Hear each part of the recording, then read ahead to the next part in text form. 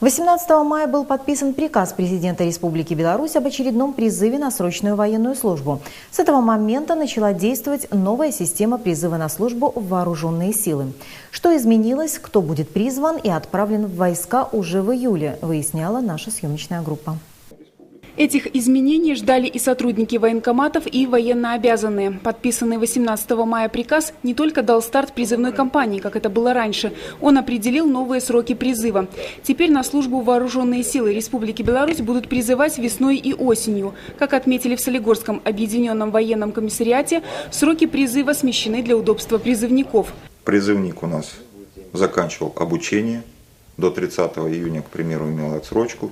И буквально через 2 недели он должен был идти уже на службу. То есть не речь об отдыхе каком-то, трудоустройстве абсолютно не шла. Сейчас вопрос решается очень просто. Молодой человек заканчивает, опять же, сроки обучения не менялись. 30 июня у него, допустим, отсрочка заканчивается, он на службу попадет только в ноябре. То есть у него есть возможность и трудоустроиться, и решить какие-то личные проблемы, ну, естественно, отдохнуть. Теперь призывная кампания будет проводиться. Осенняя с августа по ноябрь, а весенняя с февраля по май. Отправка в войска назначена на май и ноябрь. Срок отправки в войска для прохождения службы в резерве перенесен на ноябрь. Этот летний призыв будет последним. От Солигорского района должны пойти служить около 90-120 призывников.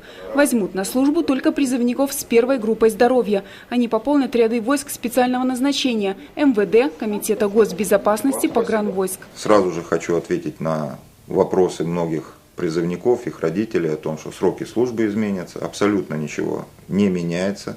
Срок службы как был 18 месяцев, то есть 1,5 года для призывников, не имеющих высшего образования, так и остается. Для тех, у кого высшее образование, 12 месяцев, то есть год. И кто обучался на кафедрах по получению воинской учетной специальности и получал звание младшего командира, то есть сержанта, для них срок службы составляет 6 месяцев, то есть полгода. Около 200 человек ежегодно Солигорский военный комиссариат направляет на сборы. Чтобы набрать такое количество людей, в комиссариат вызывают 1500-2000 человек. Признанных годными по медицинским показателям направляют в воинские части.